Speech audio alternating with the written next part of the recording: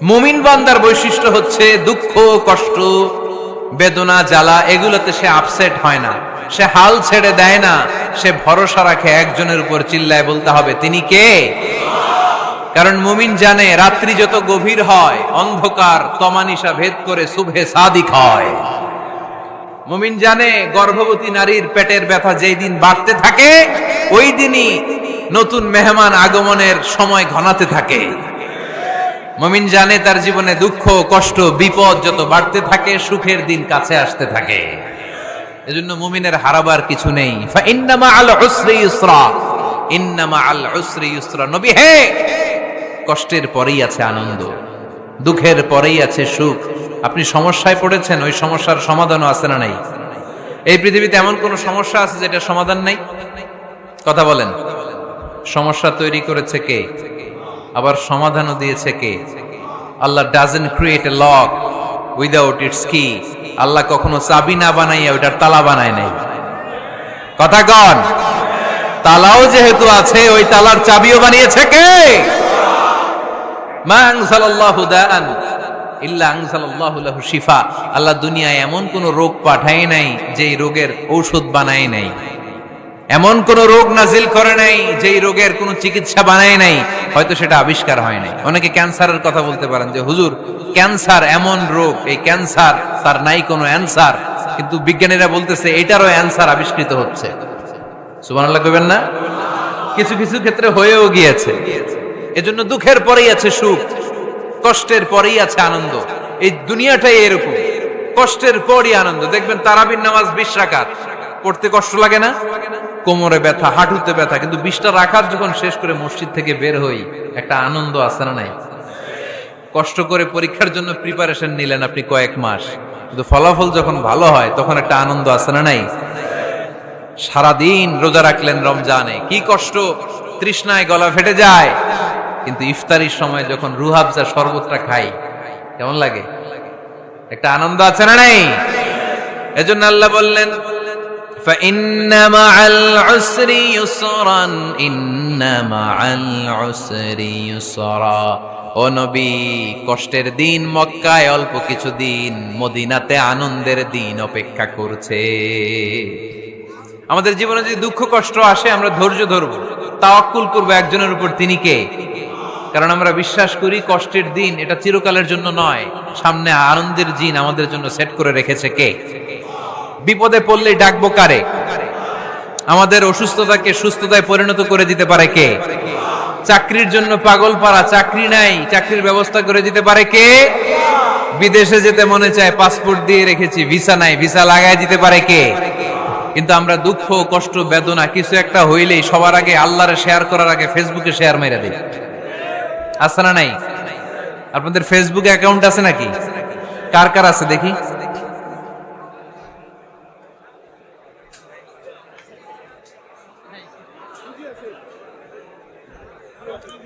আছে আছে।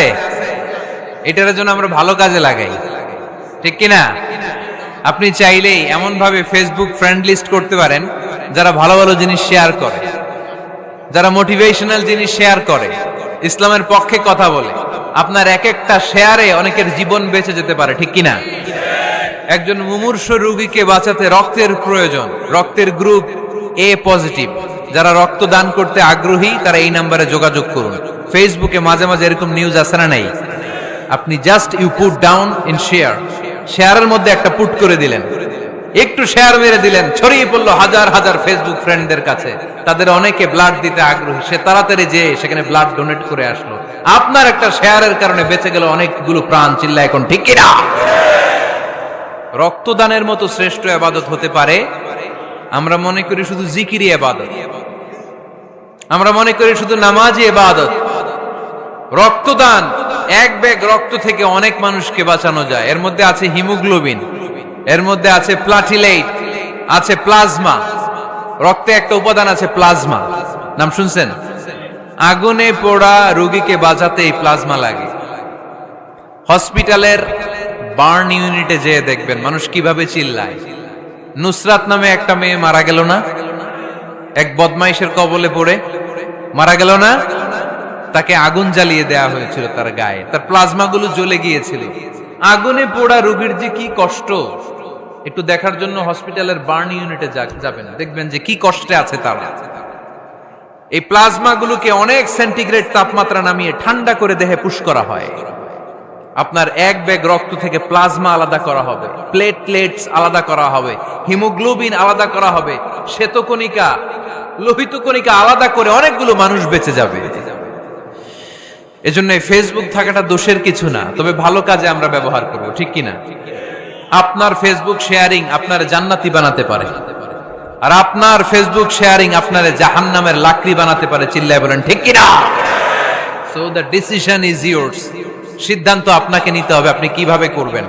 যে কোনো বিপদে ওয়া ইলা রাব্বিকা ফারগাব, কোন দিকে মনোনিবেশ না করে কার দিকে মনোনিবেশ করব?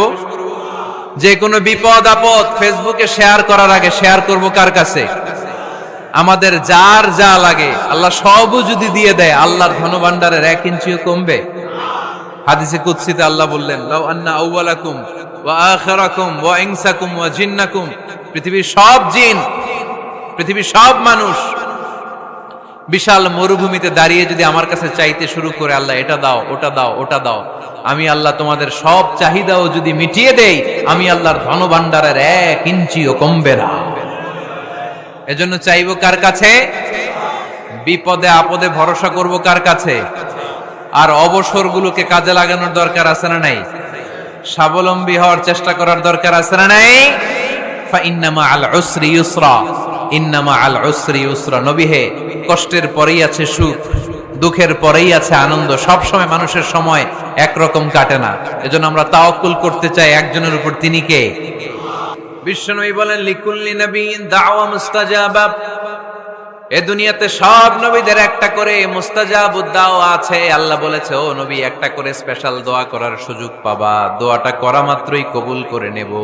বিশ্বনবী বললেন, এই পৃথিবীর বুকে যত নবী রাসূল দুনিয়ায় এসেছে, সব নবীরা তাদের স্পেশাল দোয়া দুনিয়ায় করে ফেলেছে, ইল্লা আনা, কিন্তু আমি করি নাই। বিশ্বনবী বললেন, ওয়া ইন্নী আখতাবিউ দাওয়াতি শাফাআতান লিউম্মতি ইয়াউমাল কিয়ামাহ। আমি আমার স্পেশাল দোয়াটা করি নাই, আমার স্পেশাল দোয়াটা আমি আমার গুনাহগার উম্মতকে বাঁচানোর জন্য কিয়ামত পর্যন্ত রেখে দিয়েছি। আমরা যেদিন বিপদে পড়ে যাব, যেদিন আমার আব্বা আমারে চিনবে না, আমি আমার আব্বারে চিনব না, নেতা তার কর্মীরে চিনবে না, কর্মী নেতারে চিনবে না, ঠিক কি না? পীর সাহেব মুরিদরে চিনবে না, মুরিদ পীর সাহেবরে চিনবে না, স্বামী তার স্ত্রীরে চিনবে না, স্ত্রী তার স্বামীরে চিনবে না। নবী থেকে শুরু করে, ওলি থেকে শুরু করে, শহীদ থেকে শুরু করে, সবার মুখে একটাই জিকির, ইয়া নাফসি ইয়া নাফসি ইয়া নাফসি। আকাশের সূর্যটা যেদিন মাথার কাছে চলে আসবে, জমিনটা তামার জমিন হয়ে যাবে, সূর্যের তাপে মাথার মগজগুলো ভাতের মাড়ের মতো গলে গলে নাকের ছিদ্র কানের ছিদ্র দিয়ে টপ টপ করে বেয়ে বেয়ে নিচে পড়বে। ওই কঠিন দিনে কেউ কাউরে চিনবে না।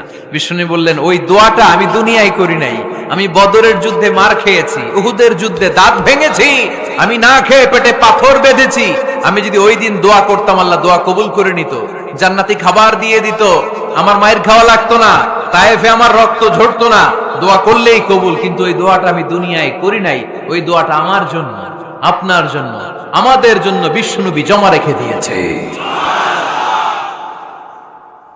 এজন্য বিশ্বনবীর চিন্তা আর আমাদের চিন্তা এক চিন্তা না, বিশ্বনবীর পুরা উম্মতের চিন্তা। কিয়ামত পর্যন্ত যত মানুষ আসবে সবাই আমার উম্মত, না জানি তাদের নসিবে কি হয়ে যায়।